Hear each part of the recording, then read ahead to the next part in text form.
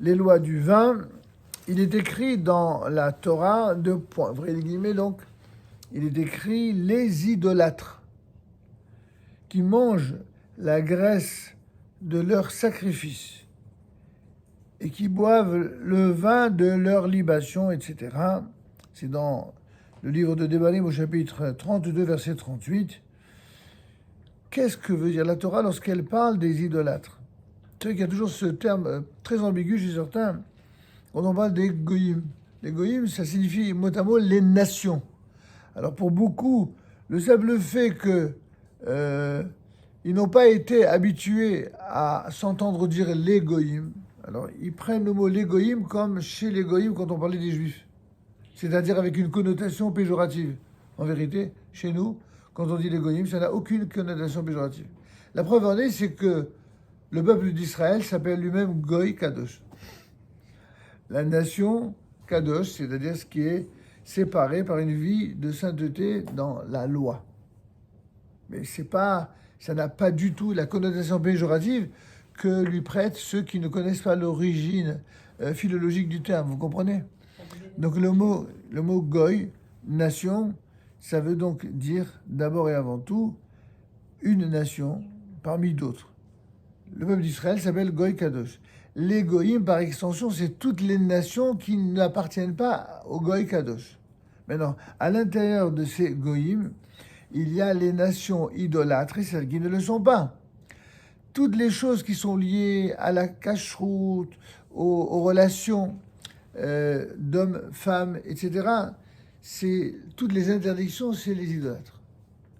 Et d'ailleurs, c'est la raison pour laquelle une personne qui n'est pas née juive, mais qui n'est pas idolâtre et qui veut se convertir au judaïsme pour des motivations sincères, ben on lui ouvre les bras, on lui dit juste que voilà, il faut qu'elle sache à quoi elle doit comment dirais-je, se préparer, s'engager.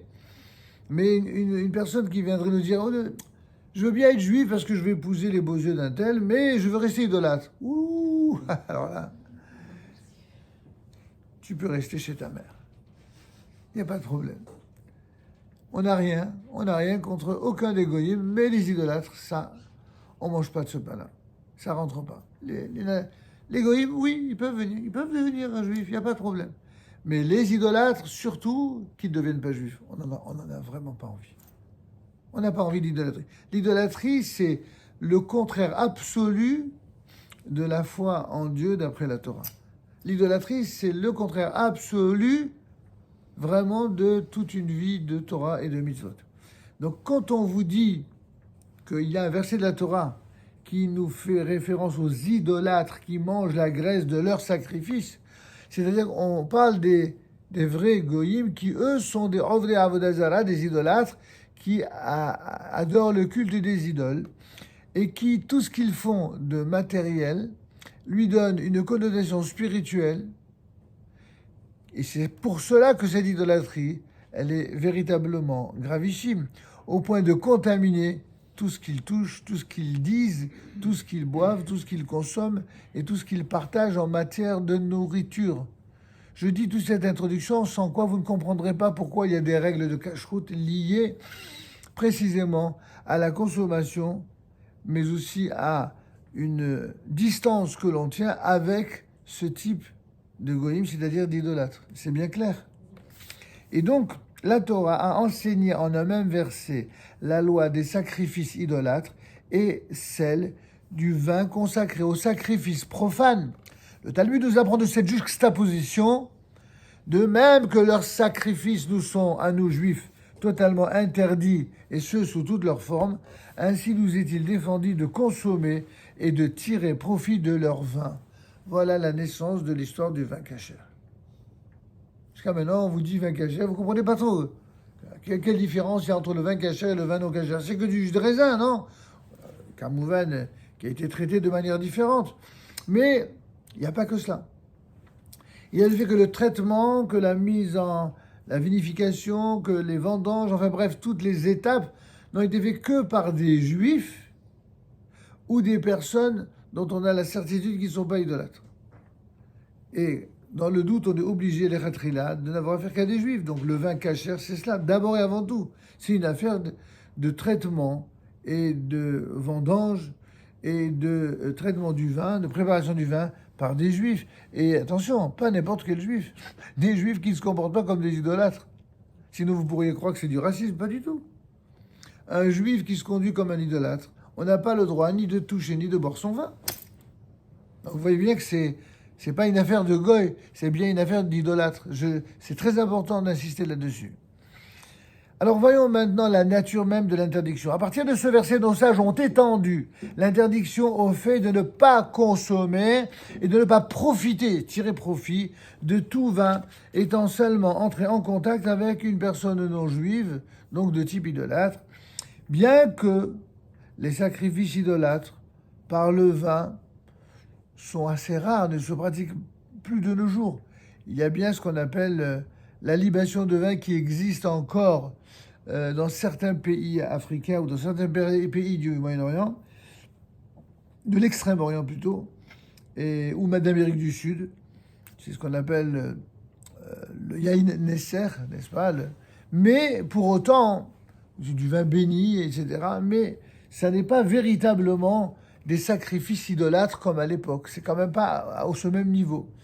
En effet, la consommation de vin est susceptible d'engendrer un mélange, pas simplement entre juifs et non-juifs au niveau de l'élaboration du vin ou de la consommation, mais un mélange au niveau des mœurs.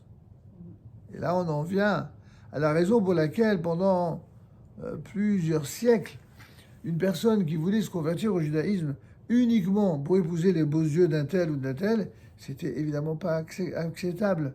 Non pas parce qu'il ne considérait pas comme humainement compréhensible le fait qu'un homme et une femme puissent être attirés sur le plan sensoriel, mais aussi intellectuel, et beaucoup d'autres plans, l'un par l'autre. C'est pas cela. C'est que la Torah nous dit clairement de craindre qu'elle ne te détourne. Il s'agit bien d'un détournement par rapport non pas à la relation intime seulement, mais par rapport au service divin. Et on peut faire un jeu de mots qu'avait fait, c'était quel auteur français? Je crois que c'était Jean de La Fontaine. Il avait fait Ah non, c'était Montaigne, pardon. Montaigne qui faisait le jeu de mots entre le service divin et le service de vin. N'est-ce pas? Il avait fait un jeu de mots comme ça dans un de ses textes. Et en fait, c'est de ce dont il s'agit, en fait. C'est-à-dire que le vin qui réjouit le cœur de l'homme, comme le dit un texte connu des psaumes du roi David, « Yain et samar levavenosh », c'est-à-dire que le vin, il donne naturellement chez le cœur d'un homme, d'un être humain, homme ou femme d'ailleurs, de la réjouissance. Et nos maîtres vont même jusqu'à dire que Nirnes et Aïn Sassod, lorsque quelqu'un fait pénétrer dans son gosier du vin, tout le secret de sa personne, il apparaît. C'est pour ça qu'il faut faire très attention avant de boire du vin, qu'on soit dans une tête et dans un état d'esprit qui soit très cachère. Sinon, on pourrait avoir la tête qui tourne, au sens propre comme au sens figuré. Donc pour revenir à notre Inyan, nous devons comprendre ici la nature de l'interdiction, que bien que les sacrifices idolâtres par le vin ne se pratiquent plus de nos jours, il n'en reste pas moins vrai que la consommation de vin est susceptible d'engendrer des mélanges de relations affectives entre juifs et non-juifs, avec le détournement par rapport à la Torah et aux mitzvot, qui en serait la conséquence et qui pourrait aboutir à ce qu'on appelle des mariages mixtes. Alors imaginez qu'à l'époque, cette crainte-là faisait que tous les tribunaux rabbiniques du monde entier, en France comme ailleurs, étaient très très fortement opposés au principe même d'une conversion fondée sur le fait de régulariser une situation entre guillemets bancale. Ça aurait voulu dire que les rabbins n'auraient servi dans ce cas-là qu'à venir blanchir une situation qui est illicite, exactement comme les gars vont blanchir, pardonnez-moi l'expression pas très forcément agréable, mais comme certains vont blanchir l'argent de la drogue, ou d'autres vont blanchir toute situation par de la corruption, on viendrait blanchir en disant voilà, bon, ça va, ok, ils sont tombés amoureux, allez, on ferme les yeux. C'est pas sérieux. C'est pas sérieux. C'est hors sujet.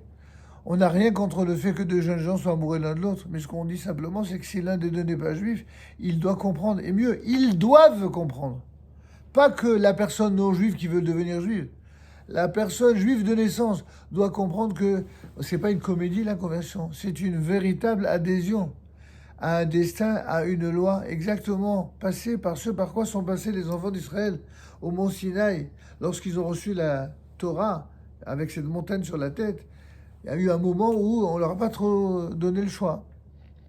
Et c'est pas pour, d'une certaine manière, piéger qui que ce soit. C'est juste pour dire avec la plus grande honnêteté et aussi la plus grande fermeté sur le plan rabbinique que être juif, c'est très dur. Vraiment, c'est très dur. Et en plus, ça se mérite, hein, après tout ce que le peuple juif a vécu. Et quelqu'un qui veut mériter cette identité-là, alors il doit comprendre qu'il doit passer par un certain nombre d'épreuves. Des épreuves pas méchantes, pas des épreuves venant de la part des rabbins pour faire souffrir celui qui veut devenir. Pas du tout. Des épreuves qui sont les mêmes épreuves par lesquelles chacun d'entre nous passe chaque fois qu'il veut réussir un challenge. Quand vous avez voulu réussir un baccalauréat, ou pour les plus lettrés, un doctorat, ou je ne sais quoi, ou quel diplôme, vous avez bossé. On ne vous l'avait pas fait cadeau dans un paquet bonus. Vous avez bossé pour ça. Mais il n'y a pas que les études. Et dans votre vie professionnelle, même si vous n'aviez pas forcément un bac plus 15, si on vous a donné une chance de prendre telle ou telle responsabilité, il faut faire vos preuves. Et une fois que vous faites vos preuves et que vous avez gagné et mérité la confiance qui vous est accordée, alors vous vous engagez pleinement, complètement, et vous prouvez que c'est la même chose. Quand quelqu'un s'engage devant un bétidine de 3 rabbins au moins, en disant qu'à partir de ce jour, je m'engage à respecter les lois de Shabbat, de la cacheroute, des fêtes juives, de la pureté familiale, du judaïsme, de l'étude de la Torah, de la transmission, l'éducation des enfants, pureté familiale, etc. Quand la personne s'engage, c'est où elle s'engage avec sincérité, où elle fait du cinéma, du théâtre. Alors on lui dit, écoutez, si vous êtes venu faire du cinéma ou du théâtre, il y a le cours Florent, le cours Simon, allez-y. C'est pas le Bédine. Le Bédine, c'est pas du cinéma, c'est le théâtre. Mais il faut être... Et je vous assure que c'est très émouvant, hein, j'ai participé à plusieurs commissions rabbiniques. C'est très émouvant de voir comment ces candidats qui, justement, on le voit à quel point eux, ils sont vraiment sincères au moment où ils s'engagent. On sent que, évidemment, il y a aussi l'émotion après être passé par des épreuves, un temps relativement long pour certains ou normal pour d'autres, à étudier, à être présent à des offices, à apprendre l'hébreu, à suivre des cours, et des fois tard le soir, etc. C'est des efforts, personne ne dit le contraire, on sait très bien que c'est des efforts. Mais les rabbins, ils ne font pas ça pour être des peaux de vache, c'est exactement le contraire. Les rabbins, ce qu'ils souhaitent, c'est que quand quelqu'un se convertisse, il soit tellement sincère, il soit tellement préparé, que du jour où la personne devient juive, elle soit tellement heureuse, tellement fière, tellement motivée, que c'est elle, cette personne-là, qui deviendra un exemple, un modèle pour les juifs de naissance. Ah, ça on ne voulait pas faire. Et pourtant, c'est exactement ça. C'est exactement ça. Au nom de quoi quelqu'un qui veut se convertir ferait tant et tant d'efforts, et l'autre, là, pour être conquis, là, comme un cador, là. Quel effort il fait, lui? Et lui ou elle, d'ailleurs, parce que c'est dans les deux sens. Mais c'est souvent, c'est vrai, c'est souvent les filles qui se convertissent plus nombreuses que les garçons, bien qu'il y ait certaines promotions où c'est le contraire. Et il y a toujours des hommes, bien sûr. Mais enfin, les hommes qui se convertissent en général, bon, on va dire qu'ils n'ont pas trop attendu la conversion pour connaître quelqu'un le plus souvent. Et donc, ce qu'ils veulent, c'est simplement être cohérents. Pas tous, hein, je ne fais jamais de règle absolue, mais souvent, je parle par rapport aux statistiques. Souvent, ils connaissent quelqu'un, ils ont vécu avec quelqu'un, ou alors ils ont déjà même épousé civilement quelqu'un. Regardez l'un de nos élèves qui est depuis 1 an chez nous, ou presque, et il est papa d'un nouveau garçon. Il a fait la bride, etc. Pourtant, il n'est même pas juif encore. Son épouse civile est juive. L'enfant qui est issu de cette épouse, forcément, il est juif puisqu'il a l'identité de sa mère. Et lui, tout simplement, il veut être cohérent, il veut vivre dans un foyer totalement juif. Ouais, à la limite, c'est presque encore plus méritoire d'une certaine manière, parce que lui, il pourrait très bien dire, bon, bah, après tout, bah, elle a accepté de venir avec moi, ben, qu'on reste ensemble, et puis voilà, les enfants, ils seront juifs, et puis basta. Non, non, non. Il veut aller jusqu'au cours, il veut être cohérent, et il prend des cours, et il se convertit, et en plus, pour les garçons, il faut la bride et tout, à un âge mûr, donc c'est pas... Croyez-moi que c'est pour ça que pour les femmes, où là, j'allais presque dire, euh, la notion de séduction, elle est beaucoup plus fréquente et présente que loin de, comment dirais-je, de nier ou de cracher sur une relation qui pourrait être par ailleurs très sincère et très pure. Il ne faut pas qu'elle ne se limite qu'à cela, sans quoi ce ne serait pas une conversion. Et c'est ça qu'on dit, avec beaucoup de franchise, comme vous le voyez. Mais d'un autre côté, on permet aujourd'hui quelque chose que, je vous dis, pendant des années, ce n'était même pas envisageable.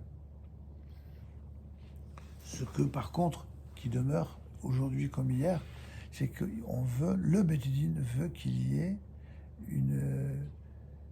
on va dire une conviction de probabilité très forte que ce couple-là qui va se marier après la conversion sera un vrai couple juif, qui sera exemplaire, qui aura des enfants, que ces enfants seront éduqués selon les règles du judaïsme, et certainement plus que justement s'il n'y avait pas eu la conversion.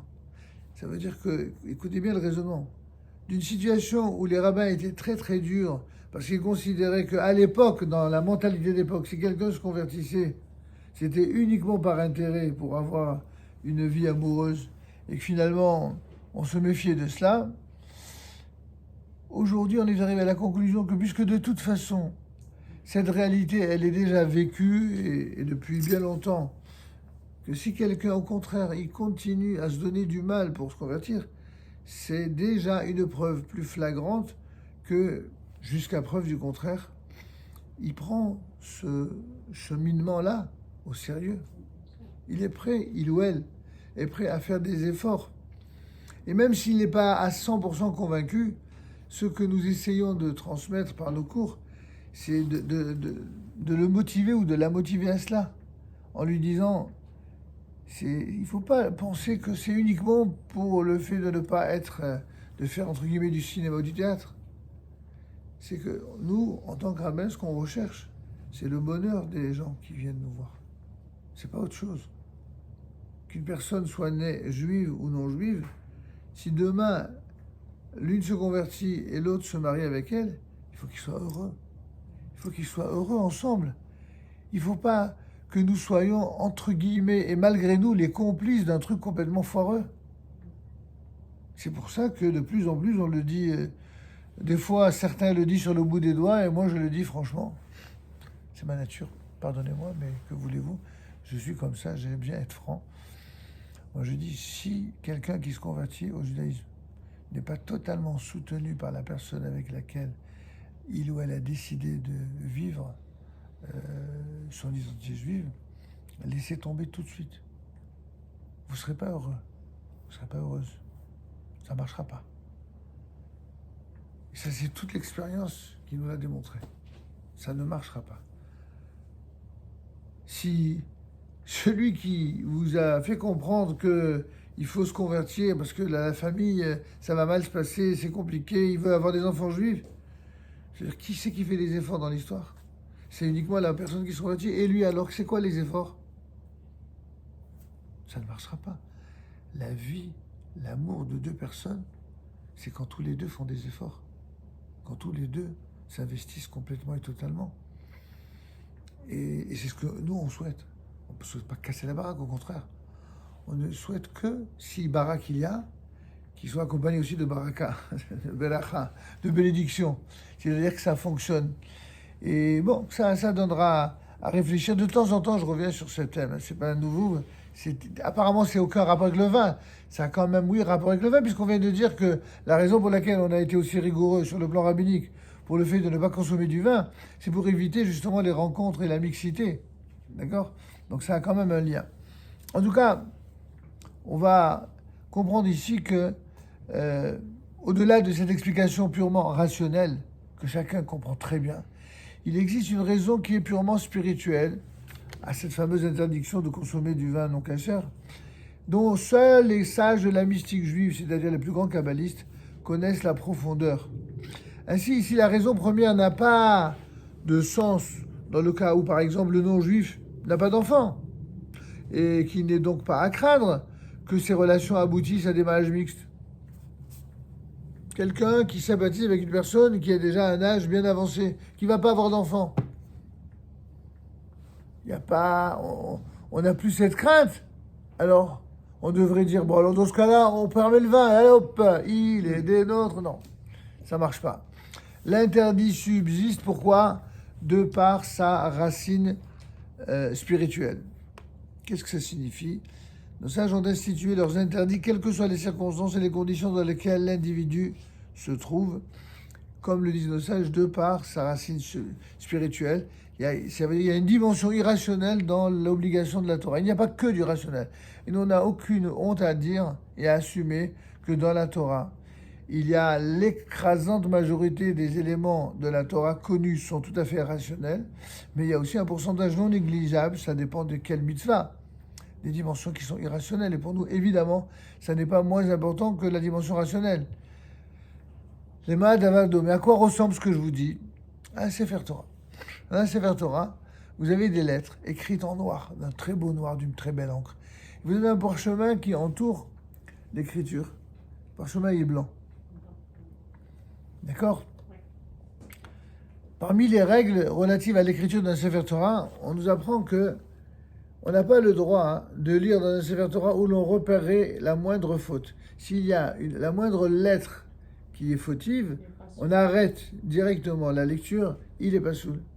Et on va prendre notre Sefer Torah, on reprendra là où on s'est arrêté, au début du verset éventuellement, et on corrigera dans les règles, selon des règles bien établies, et par un sofer ou un rave qui est compétent en sofout, qui fera la correction pour lire à nouveau. Pourquoi? Parce que pour qu'un Sefer Torah soit kasher, c'est à l'image du peuple d'Israël. Il n'y a aucun juif qui est mis de côté. Il n'y a aucun juif qui doit être négligé. Chaque lettre du Sefer Torah représente un juif de notre peuple. Chacun a une valeur inestimable, une valeur divine. D'où la raison pour laquelle on accorde tant de valeur à la vie de chacun de nos enfants et de nos frères et sœurs. Mais il y a autre chose qui est intéressant. On pourrait croire qu'il en est ainsi que si, par exemple, il y a une lettre en plus, une lettre en moins, s'il y a une tache, une grosse tache pas très jolie. Mais on vient d'apprendre quelque chose. S'il y a deux lettres qui sont collées l'une à l'autre et qui ne sont pas toutes les deux entourées, ce qu'on appelle Moukefet Gevil, qui n'est pas entouré de parchemin, c'est pas kasher. Même s'il ne manque pas une seule lettre. Pourquoi? Parce que les lettres écrites noir sur blanc incarnent les dimensions écrites et connues de la loi écrite que nous devons d'appliquer strictement. Et les dimensions qui sont représentées par le Moukefet Gevil, par ce parchemin blanc qui entoure les lettres, on vient nous dire que ça représente à la fois la loi orale, qui n'est pas écrite noir sur blanc, mais également la mystique juive, c'est-à-dire la dimension métaphysique. Et on vient nous dire que ce qui entoure la loi écrite, à savoir la loi orale et la dimension métaphysique, n'est pas moins importante que ce qui est écrit noir sur blanc, parce qu'elle recèle des contenus. Et vous comprenez donc la raison pour laquelle, si la lettre n'est pas entourée de blanc, Sefer Torah, il n'est pas kasher. C'est ce que je vous dis, je ne l'ai pas inventé, c'est mon père qui a enseigné ainsi. La raison, quand il enseignait, mon père, Rabbi Shimon Zini, lorsqu'il enseignait parmi les règles de la halakha qu'il enseignait, il revenait de temps à autre sur des règles relatives à Ktivat, l'écriture de Sefer Torah, Tfilin, Mzuzot, etc. Et dans les règles relatives à l'écriture de Sefer Torah, on apprend entre autres qu'est-ce qui rend kasher, ou plutôt non kasher ici, la Sefer Torah. Et donc ce que je viens de vous expliquer, C'est donc la raison pour laquelle j'appuie, de par cet argument supplémentaire original, l'idée que vient de nous dire ici le Rav Luria dans son ouvrage remarquable, Les fondements de la cacheroute, en nous disant que, attention, on a expliqué des choses très claires, très rationnelles, hein, et pas à chercher midi à 14h, l'histoire du vin qui était à l'époque le vin des sacrifices, ensuite le vin qui est de nature à créer une intimité qui pourrait provoquer la mixité. Tout ça, c'est des raisons qui sont claires, qui sont rationnelles. S'ajoutent à toutes ces raisons claires et rationnelles des raisons qui parfois nous échappent ou que l'on ne connaissent les secrets que les plus grands kabbalistes et qui ne sont pas moins importantes. C'est comme le blanc qui entoure les laits du Sefer Torah, vous comprenez? Ainsi, si la raison première n'a pas de sens, dans le cas où par exemple le non-juif n'a pas d'enfant et qui n'est donc pas à craindre que ces relations aboutissent à des mariages mixtes, l'interdit subsiste par sa racine spirituelle. Le juif qui transgresse cette interdiction risque d'être gravement puni car par son acte, il déracine son âme juive de sa source spirituelle et n'a plus part au monde futur, comme il est écrit dans le dernier Perek, c'est-à-dire le dernier chapitre de Maseret Sanhedrin, qu'on appelle Perek Chelek. Kol Israël Yeshlam Chelek, là-bas, tout Israël a une part au monde futur. C'est le début de la Mishnah. Mais juste après, il est dit, et voici ceux qui n'ont pas de part au monde futur. Ah, je comprends pas. D'abord, on dit que tout Israël a une part au monde futur. Il faut ajouter en principe. Mais il y en a quand même qui n'ont pas de part au monde futur. Alors, parmi ceux qui n'ont pas de part au monde futur, il y a une petite liste, c'est pas notre sujet de ce soir. Eh bien, hein, ceux qui ont en quelque sorte déraciné leur âme spirituelle. Ceux qui avaient la possibilité de rester fidèles à une règle qui parfois ne les convainc pas sur le plan rationnel, eh bien, ils se doivent de respecter au moins pour des raisons métaphysiques, sous peine d'être en quelque sorte rayés du livre et de ne pas avoir de part au monde futur. L'un des plus grands maîtres de la morale, qui s'appelle le Rav Eliezer Papo, qu'on a souvent cité ici dans son fameux Pele Yoetz, le conseiller prodigieux, c'est le titre du bouquin, du livre. Il ajoute que cette interdiction est d'une gravité extrême car elle comporte en elle-même une racine d'idolâtrie. Quand quelqu'un en vient à consommer du vin non cachère, il est déjà dans sa racine liée à l'idolâtrie. Vous comprenez pourquoi on parle d'idolâtrie depuis le début, plus encore que de goïm. On parle d'idolâtrie. Et l'idolâtrie, il y a 3 fautes qui sont liées à l'idolâtrie, vous savez ça.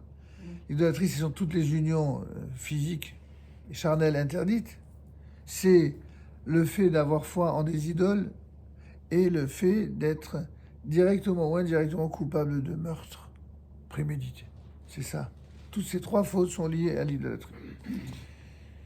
Et donc celui qui aura enfreint cet interdit devra, s'il désire réparer sa faute, jeûner au moins à 5 reprises, ce qui correspond au nombre où le terme 20 apparaît dans la Torah.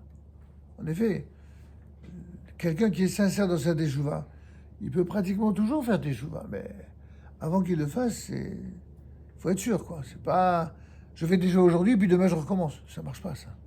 Quand on parle de faire teshuva, c'est une vraie teshuva. Tout comme quelqu'un qui se convertit au judaïsme, ça veut dire qu'il se convertit vraiment.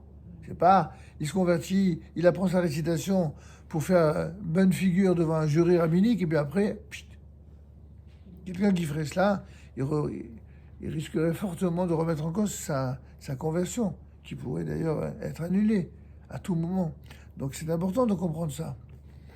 Toutefois, certains affirment qu'à notre époque, nos corps sur le plan physique sont plus faibles, et il sera donc suffisant de se repentir en regrettant profondément sa faute et de prendre la ferme décision de ne plus échouer dans le monde futur. Dans le futur, pas dans le monde futur, dans le futur. Quelqu'un, ok, il a bu toutes sortes de vins. Il était complètement à côté de ses pompes, pas conscient. Je ne parle pas d'une personne non juive qui devient juive, je parle d'une personne qui est née juive et qui faisait le kiddush tous les vendredis soirs avec son père, et quand il allait en mode de nuit, il buvait n'importe quoi. Complètement à côté de ses pompes. Celui-là, il est mal, quoi. Il est dans le beau drap. Et en plus, souvent dans des draps pas cachers. sans insister lourdement. Comment? Est-ce que ça a un impact sur notre neshama si on voit des vins pas kosher? Et c'est ce qu'on vient de dire. C'est la racine même de la transgression, c'est qu'elle a un impact sur la neshama. Sauf si la teshuva, elle est sincère. Rien, en davar, omed, il n'y a rien qui tient par rapport à quelqu'un qui fait vraiment teshuva. On est en train de parler d'authenticité, de vérité. Dans un monde où règne le mensonge, et où on est entouré par le mensonge et la comédie depuis la naissance jusqu'au moment X, Y, Z où on est appelé à prendre des décisions, on a tous connu des moments où en se regardant dans la glace ou en lisant quelque chose de profond dans la tête, on se dit « Oh là là, ça va pas ». Je n'ai pas dit qu'on a fait les 400 coups, je vous rassure, mais ce que je veux dire, c'est qu'à un moment donné, si on est sincère avec soi-même, on sait bien qu'il y a un problème, quand on ne fait pas les choses comme il faut. D'accord? Alors des fois, ça peut être des très graves fautes. Parfois, ce n'est pas d'aussi graves fautes, mais ça reste des fautes graves du point de vue de la Torah.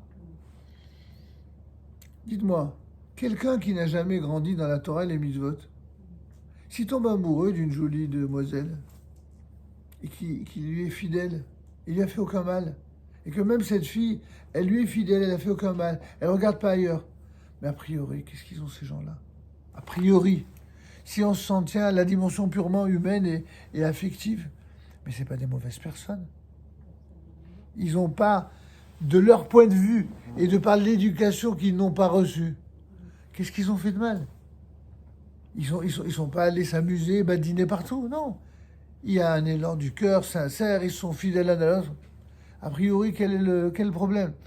Le problème, c'est qu'il ne suffit pas d'être sincère vis-à-vis de l'autre pour être un juif qui est agréé comme tel devant Dieu et devant les hommes. Il faut en plus de cela accepter de prendre sur soi une responsabilité qui nous oblige à un niveau d'exemplarité morale, spirituelle, tant vis-à-vis de Dieu, vis-à-vis des juifs comme vis-à-vis des non-juifs, vis-à-vis des religieux comme vis-à-vis des non-religieux. Et ça complique l'histoire. Le niveau, il est, ouais, c'est comme quelqu'un qui fait du 100 hauteur. S'il saute 1 mètre, c'est pas comme s'il saute 1,80 m. Ici, il s'agit vraiment d'aspirer à un niveau qui soit au top. Comme je vous ai dit, top modèle. Bon, mais pas top modèle au sens du monde des artistes, hein, ou de Gali Gala. Non, le top modèle au sens et moral et spirituel à la fois. Et pourquoi pas top modèle aussi au sens physique, pas de problème. Mais dans ce cas-là, c'est l'intériorité et l'extériorité qui doit être top modèle, et pour les hommes comme pour les femmes. Là, on est d'accord, c'est une définition juive. En tout cas, celui qui aura enfreint cet interdit devra, s'il désire réparer sa faute, jeûner à 5 reprises, comme on a dit, ou alors, et parce que cela correspond au nombre de fois où le terme, dans ce contexte là-bas, apparaît, le terme vin, yain, et où il apparaît dans la Torah. Et certains affirment qu'à notre époque, on n'exige pas autant, mais qu'au moins la teshuva soit sincère. Et que du jour où on a pris conscience de la gravité de la faute, désormais, on ne boit que du vin strictement kasher. Nikuda. Comme c'est rapporté dans le Mishneh Halachot, au 2e tome, chapitre 37. Question? Alors on peut passer... Oui. Du coup, maintenant, c'est combien de jeunes? Ça dépend si on est jeune ou pas. La notion de jeûne, si vous voulez, n'a été instituée par nos sages que pour faire teshuva. Mais il y a des gens qui sont une petite nature. Avant, dans mon enfance, ça n'existait pas quelqu'un qui mangeait avant le kiddush du samedi matin. Ou même de manger avant la prière. Ça n'existe pas. Et on n'était pas une exception. Ça n'a jamais existé. La seule chose qui était autorisée, plus ou moins, dans toutes les communautés, c'était de boire pour pas être mal dans sa peau. Le réveil du matin, on se lave la bouche, après sa toilette. Alors, il y en a qui buvaient un café, il y en a qui buvaient un thé, ce que je sais, moi, ou même, pour certains, pour les plus jeunes, un jus d'orange. C'est où? Pourquoi? C'était une offense de s'occuper de son corps avant de s'occuper de son âme. Vous comprenez le niveau? On ne joue pas dans la même catégorie. Alors, c'est pas que je me prends pour un grand, loin de là, mais on a grandi comme ça, non?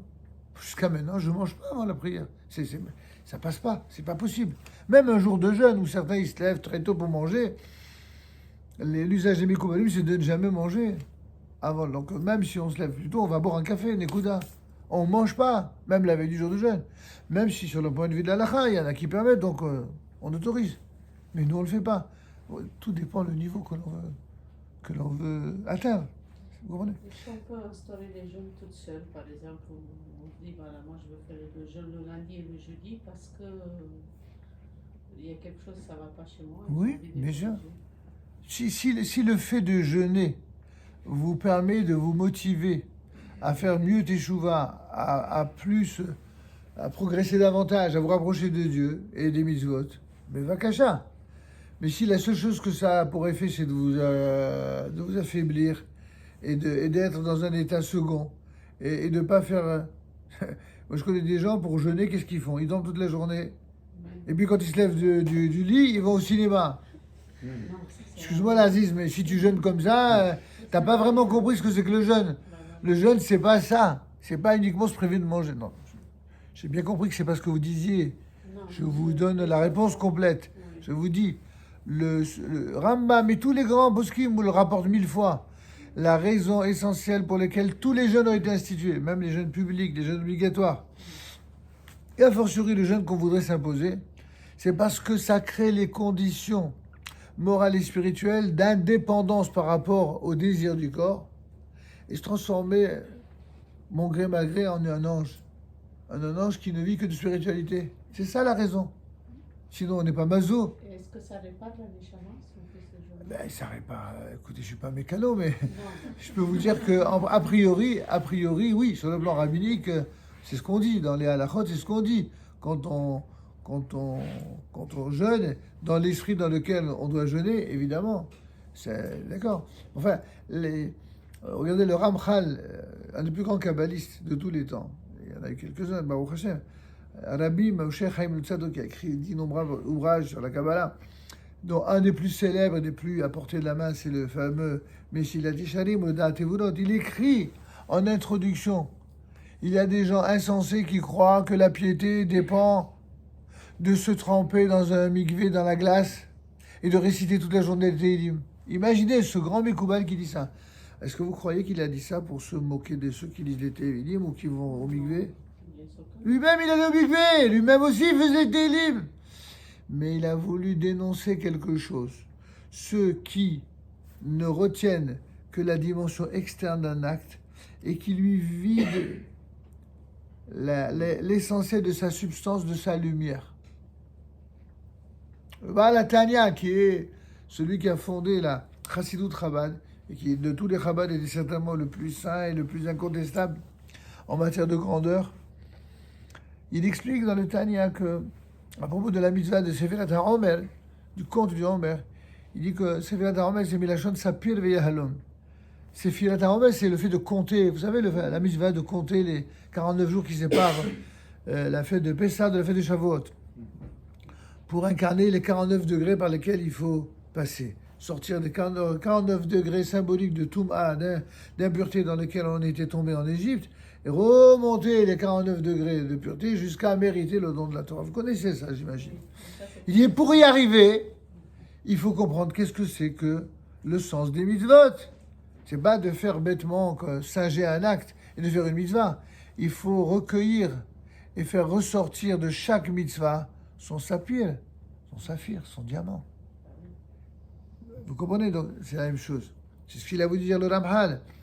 Tu veux faire des jeûnes et tu veux dire tes livres, que la kavod, mais que ce ne soit pas au détriment du bon sens de la Torah, de la piété, de la droiture, de l'intégrité, du bon sens, etc. Ça va avec. C'est ça la lumière de la mitzvah. La mitzvah doit nous rendre meilleurs, plus grands, meilleurs dans tous les sens. Si le gars, il fait son mikvé le matin, et qu'il va faire le beau le soir pour aller séduire, jouer les séducteurs, vous croyez que ça s'appelle une mitzvah? Ça s'appelle du cinéma, ça s'appelle du théâtre, ça s'appelle pas une mitzvah. Parce que je dis ici, pour un juif de naissance, imaginez pour quelqu'un qui n'est pas juif, qui veut devenir juif. On lui dit exactement la même chose.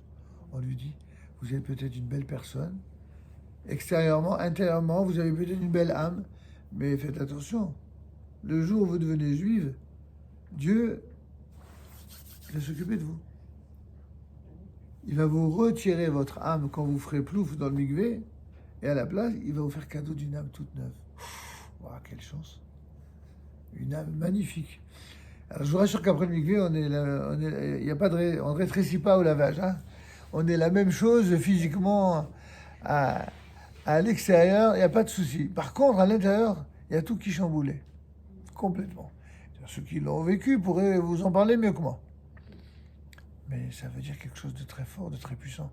Ce qui se passe, waouh, c'est vraiment... C'est unique. C'est tellement beau que ça vaudrait presque la peine de ne pas être né juif pour devenir juif. D'accord? Comment? Ah non, moi, grâce à Dieu, je m'en plains pas, mais j'ai pas ce privilège-là. Ça, je vous l'accorde. D'accord? Alors, donc, en tout cas, c'est bien aussi que la Torah nous apprenne à repérer la lumière partout où elle se trouve, là où d'autres ne le soupçonnent pas. Et d'ailleurs, d'après le Zohar, quand une personne non juive veut devenir juive, même si c'est à la base, à l'origine, c'est pour une raison intéressée, les beaux yeux d'un tel ou d'une telle, d'accord? Même si c'est ça, si il ou elle accepte de se battre jusqu'au bout et de se hisser au niveau requis pour y arriver, ça veut dire que déjà, en elle, cette personne, elle avait à l'origine une étincelle dans les temps anciens d'âmes divines qui provenaient du peuple d'Israël. D'âmes qui se sont, avec l'exil, qui se sont... Ça veut dire qu'il y a eu des mélanges, mais qu'il y avait déjà quelque chose. Vous imaginez? Et ça aussi, c'est des choses que beaucoup de gens en conversion ressentent profondément. Mais bon, c'est évident que la personne qui ressent ça, c'est pas la personne qui vient au début, ouais, j'aimerais bien rester avec mon mec.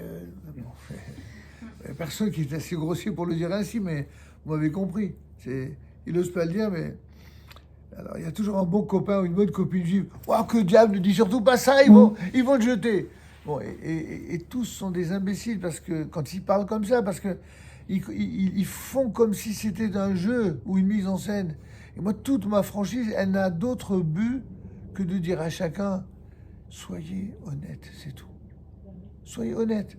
Soyez honnête avec Dieu, soyez honnête avec les rabbins, soyez honnête avec vous-même, soyez honnête avec votre entourage, juif, non juif.